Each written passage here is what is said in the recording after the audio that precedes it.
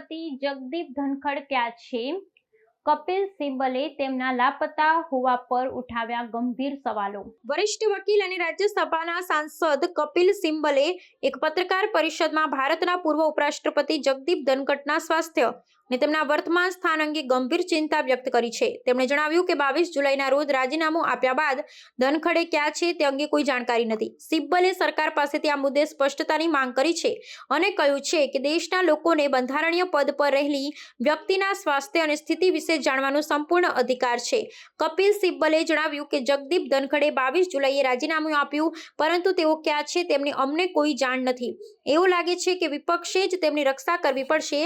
તેમણે વધુમાં ઉમેર્યું કે તેમણે જ્યારે ફોન કર્યો ત્યારે તેમને જાણ કરવામાં આવી કે ધનખડ આરામ કરી રહ્યા છે, પરંતુ ત્યારબાદ કોઈ ફોન ઉપાડતું નથી। સિબ્બલે આશંકા વ્યક્ત કરતા કહ્યું કે ગૃહ મંત્રાલયને આ વિશે જાણ હોવી જોઈએ। તેમનું સ્વાસ્થ્ય સારું ન હતું, શું તેઓ કોઈ સારવાર લઈ રહ્યા છે? આ એક લોકશાહી છે, લોકોને જાણ થવી જ જોઈએ। આ સમગ્ર ઘટનાક્રમ પર ચિંતા વ્યક્ત કરતા સિબ્બલે ગૃહમંત્રી ધનખડને શોધી કાઢવા માટે અનુરોધ કર્યો છે। તેમણે કહ્યું, તેઓ મારા સારા મિત્ર રહ્યા છે અને હું તેમના માટે ચિંતિત છું। ધનખડે સ્વાસ્થ્યના કારણોસર તેમના પદ પરથી અચાનક રાજીનામું આપ્યું હતું, જેણે રાજકીય વર્તુળોમાં અનેક તર્ક વિતર્કોને જન્મ આપ્યો હતો। કપિલ સિબ્બલના આ નિવેદનથી તેઓ ચર્ચાઓ ફરી એકવાર વેગવંતી બની છે અને સરકાર પર આ મામલે પારદર્શિતા દાખવવા માટે દબાણ વધ્યું છે।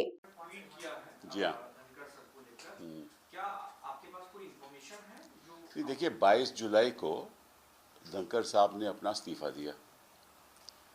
आज 9 अगस्त हो गई और उनके बारे में हमें मालूम ही नहीं कि वो कहाँ हैं। अब लापता लेडीज़ का तो मुझे पता था कि लापता उपराष्ट्रपति का ये तो पहली बार सुना। अभी हमारे उपराष्ट्रपति थे और जिस तरह से उन्होंने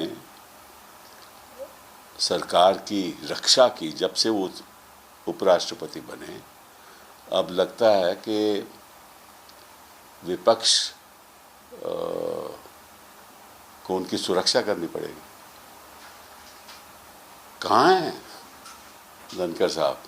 मैंने खुद पहले दिन उनको फ़ोन किया था, उनके पीएस ने उठाया फ़ोन और कहा कि वो आराम कर रहे हैं। उसके बाद कोई फ़ोन उठाता ही नहीं है। और मेरे कई राजनीति में राजनेता से मेरी बात हुई तो वो कहते हैं कि हम भी नहीं फ़ोन मिला रहे। तो अब क्या करें? हेबियस कॉर्पस फाइल करें, क्या करें? और इस बात की जानकारी तो होम मिनिस्ट्री को होगी ना। तो अमित शाह जी को एक बयान देना चाहिए, पब्लिक बयान, कि कहाँ हैं, क्योंकि आपको मालूम है उनकी तबीयत भी ठीक नहीं थी। तो ऐसा तो नहीं कि कहीं वो इलाज करवा रहे हैं, कहाँ हैं। उनके कोई परिवार के लोगों ने भी नहीं कुछ कहा। तो इशू क्या है? ऐसी बातें तो हमने दूसरे देशों में सुना था कि पता नहीं चला। अब हिंदुस्तान तो एक लोकतंत्र देश है ना, तो इसकी जानकारी जनता को मिलनी चाहिए। मेरे उनके साथ इतने अच्छे व्यक्तिगत संबंध थे। मेरे साथ हम वकील भी इकट्ठे थे, हमने कई केसेस भी आर्ग्यू किए। तो मुझे तो फिक्र है। अब ऐसे मामले में मैं कहीं जाना भी नहीं चाहता। वो एफआईआर लिखवा दूँ, किसी को बोलूँ, ये भी नहीं अच्छा लगता। और उनकी तरफ से भी कोई सूचना नहीं है।